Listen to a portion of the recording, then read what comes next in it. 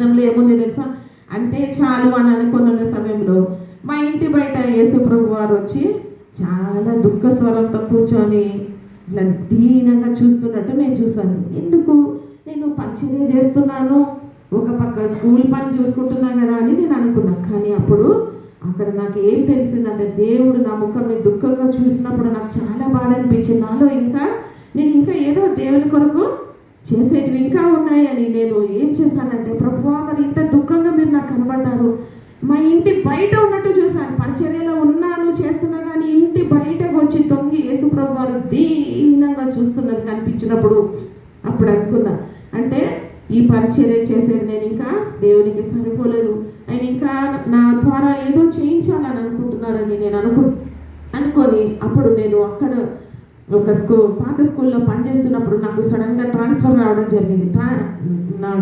మా భర్త గారికి ట్రాన్స్ఫర్ రావడం జరిగింది. భర్త గారికి ట్రాన్స్ఫర్ వచ్చినప్పుడు హైదరాబాద్కి వెళ్ళిపోవడం జరిగింది. అప్పుడు ఒక దర్శనంని దేవుడు నాకు చూపించాడు. ఇక్కడ ఉన్న సమయం ఇది అయిపోయింది. ఏంటంటే కాజీపేట ఉంది కదా, కాజీపేట బ్రిడ్జి యూతలకి నేను వచ్చేస్తున్నట్టు దర్శనం చూస్తున్నాను. నాకు తెలియదు, అసలు నాకు ట్రాన్స్ఫర్ వస్తుందని తెలియదు, నాకు ఏమి కూడా తెలియదు.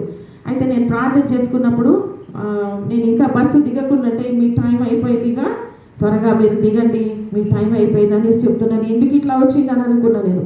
అయితే ఆ టైంలోనే దేవుడు వర్ధనపేటకి నన్ను ఇక్కడికి నడిపించడం, సార్ హైదరాబాద్కి ట్రాన్స్ఫర్ కావడం జరిగింది. వర్ధనపేటకి ఇక్కడికి వచ్చిన తర్వాత నేను ప్రార్థన చేసుకుంటున్నా, ప్రభువా ఎందుకు నన్ను నడిపించావు, నీ చిత్తాన్ని బయలుపరచుకొని ప్రార్థన చేసుకుంటున్న సమయంలో దేవుడు అనేకమైన చర్చెస్ని దేవుడు వెళ్ళి రావడానికి, అలాగే కొత్త నూతనమైన వ్యక్తులతోటి పరిచయము దేవుల్లో ఉన్న ప్రజలను కలవడానికి దేవుడు అవకాశం చూపించాడు. అంటే మనం ప్రార్థన చేసుకుంటుంటే దేవుడే మనల్ని నడిపిస్తాడు.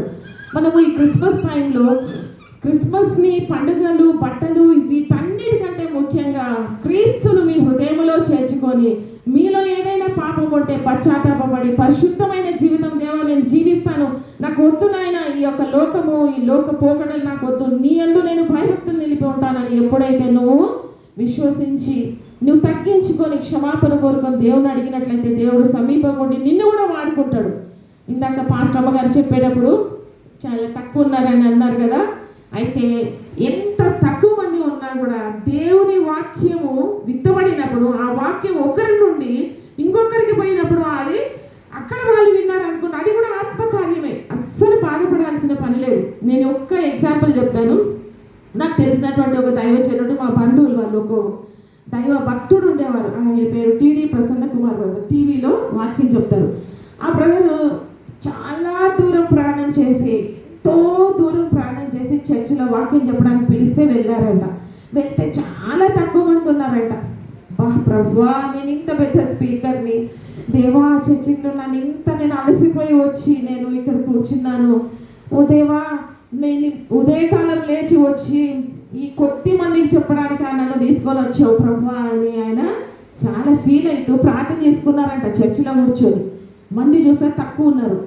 అయితే మీరు నమ్ముతారో నమ్మరో, ఈరోజు పాస్టర్ అమ్మ గారు అంటుంటే నాకు చాలా అదే జ్ఞాపకం వస్తుంది. అక్కడ కూర్చొని ఆ పాస్టర్ గారు నాకు చెప్పినప్పుడు నేను నిజంగా ఆశ్చర్యపోయాను. తర్వాత ఆ రోజు వచ్చిన వ్యక్తులు కొద్ది మంది ఉన్నప్పటికీ ఆ దైవజనుడు వాక్యం చెప్తున్నారట. వాక్యం చెప్తూ ప్రభా ఈ కొద్ది మంది కదా ఇంతే చెప్తాను కదా, వాక్యం అంటే పరిశుద్ధాత్మైన ఇంకా నింపుతా ఉందంట.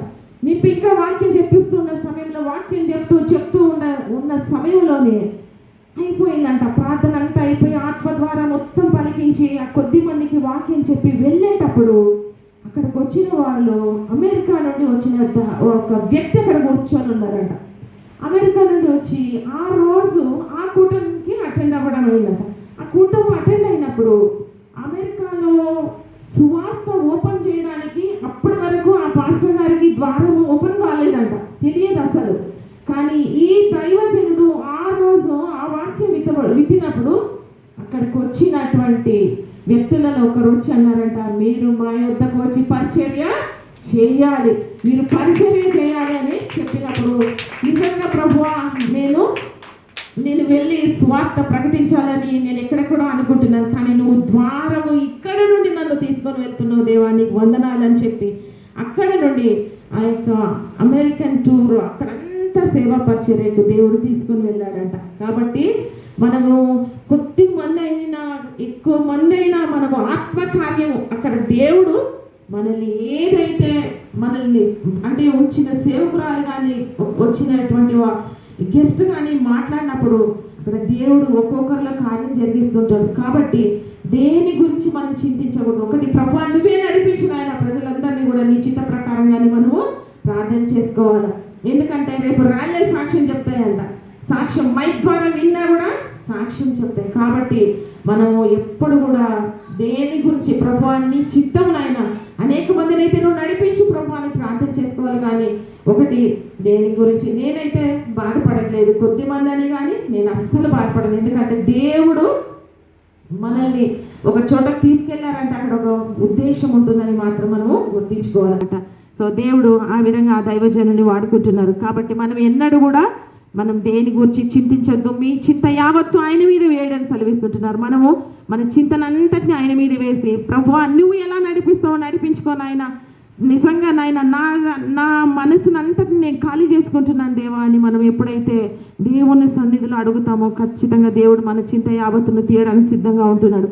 అయితే దేవుడు మనకు ఎందుకు ఈ లోకానికి వచ్చాడు అనేది నేను చెప్తున్నాను. ఎందుకు వచ్చాడంటే పాపము మితిమీరిపోయినప్పుడు మోడల్ లైఫ్ లీడ్ చేసి దేవుడు ఒక మంచి జీవితం జీవిస్తే మనుషులు ఎట్లా మారి ఉంటారు